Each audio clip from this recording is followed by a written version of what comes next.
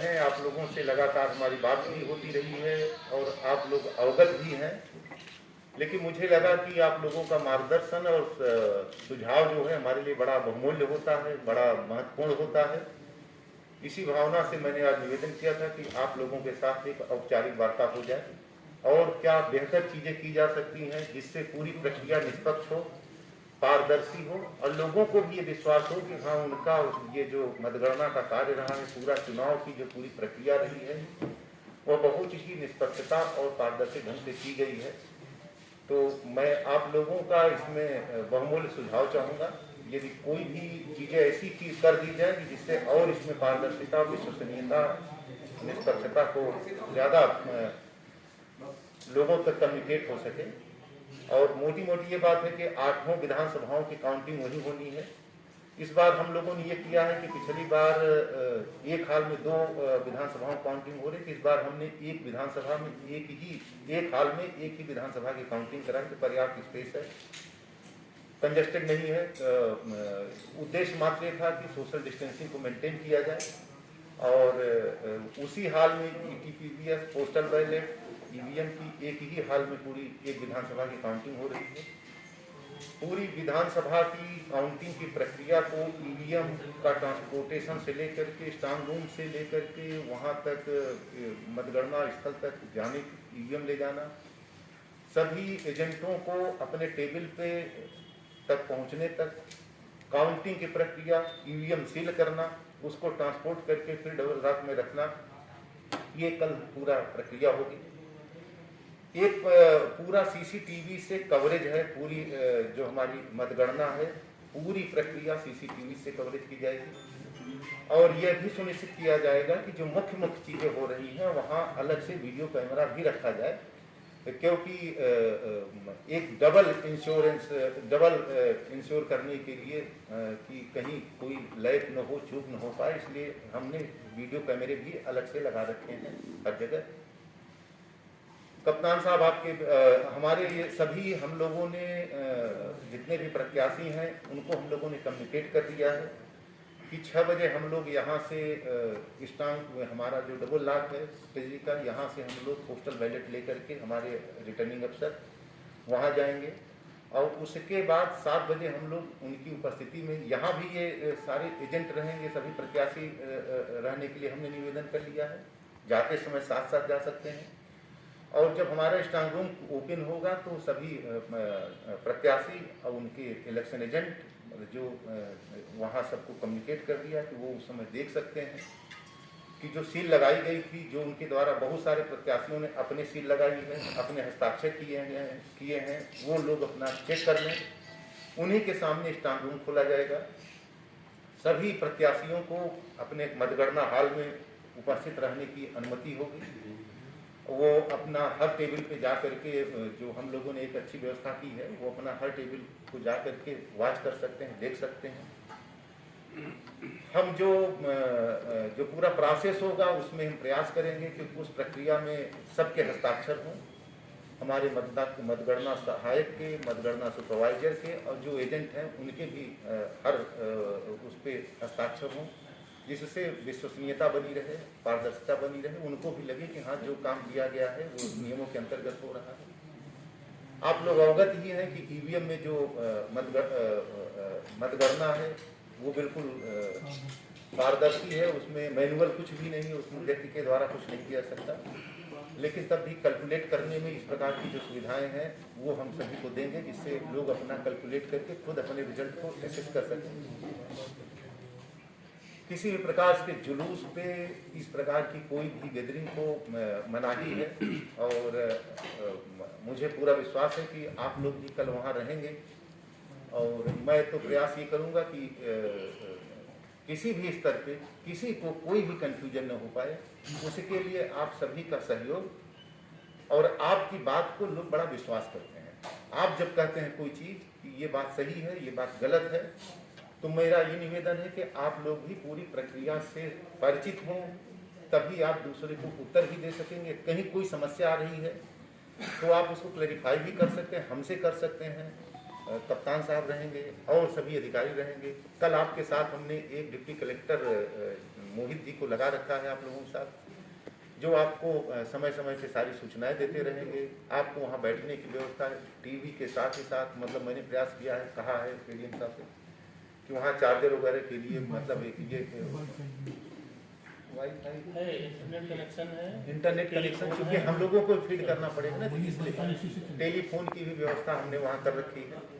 तो हम लोगों ने माननीय निर्वाचन आयोग के निर्देशों के क्रम में अपनी तैयारी पूर्ण कर ली है और हमें आशा ही नहीं बल्कि विश्वास है कि कल हम लोग निष्पक्षता के साथ शांतिपूर्ण ढंग से विश्वसनीय पारदर्शी चुनाव कराने के लिए प्रतिबद्ध हैं और कर हम लोग इस माननीय निर्वाचन आयोग के निर्देशों के क्रम में इस कार्य को पूरी सजगता और ईमानदारी से करेंगे।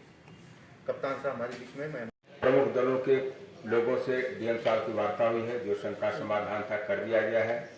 सुरक्षा के मद्देनजर व्यापक प्रबंध चुनाव आयोग से जो निर्देशित था वो किए गए हैं।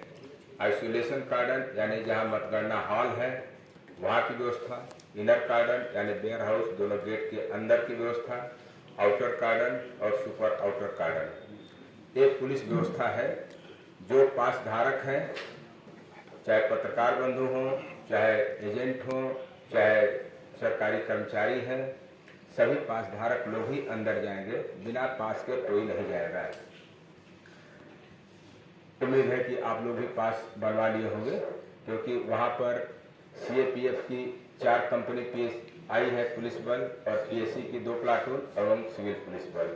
मतगणना हॉल में लोकल पुलिस यानी सिविल पुलिस का डिप्लॉयमेंट या वहां मौजूदगी नहीं है, मतगणना हॉल के बाहर ही है, गेटों पर या विभिन्न बैरियर वगैरह पर। जो ट्रैफिक डायवर्जन है उसका आज सोशल मीडिया में या अखबार को दे दिया जाएगा। ट्रैफिक डायवर्जन कहाँ से होगा, जो बैरियर की व्यवस्था है वो वहाँ पर है। जनरली आप वेयर हाउस से सभी परिचित है, जो नजीराबाद की तरफ से आने वाली सड़क है और जो शक्ति चौक या सेंट मेरी चौराहा की तरफ से आगे जाने वाली सड़क है तो नो मैंस लैंड रहेगा।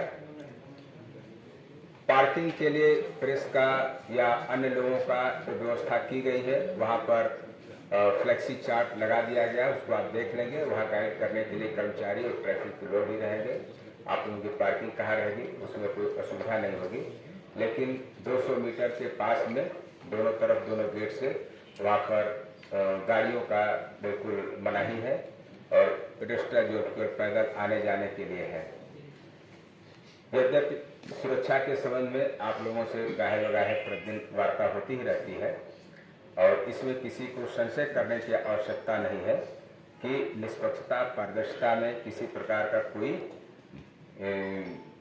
कोई बात हो सकती है। और जहाँ पर एक ईवीएम मशीन पर जो काउंटिंग होगी, इतने एजेंट रहेंगे, इतने कर्मचारी रहेंगे, पैरामिलिट्री पुलिस डीएम साहब के नेतृत्व में आरओ, कैसे वहाँ क्या हो सकता है ये मुझे समझ से परे है।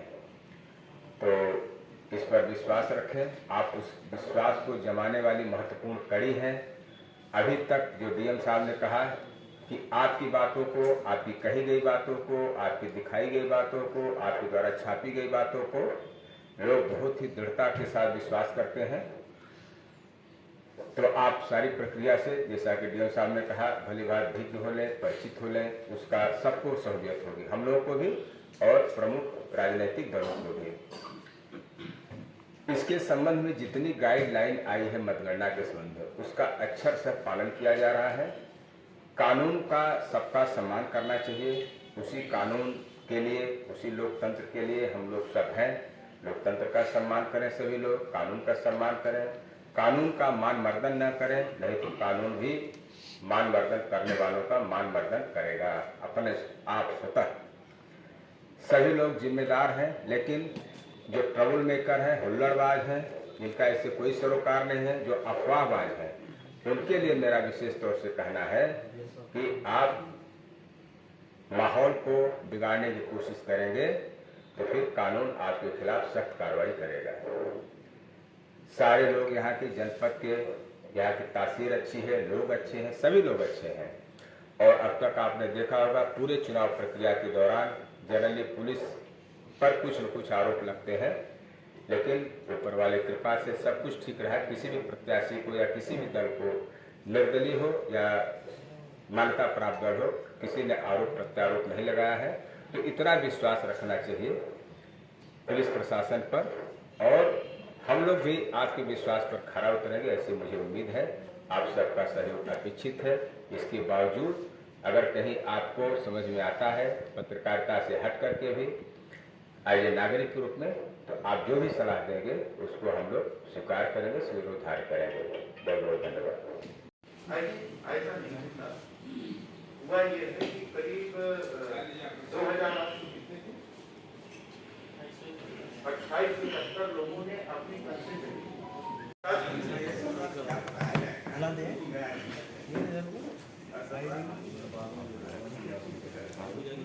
पूरी निर्वाचन प्रक्रिया की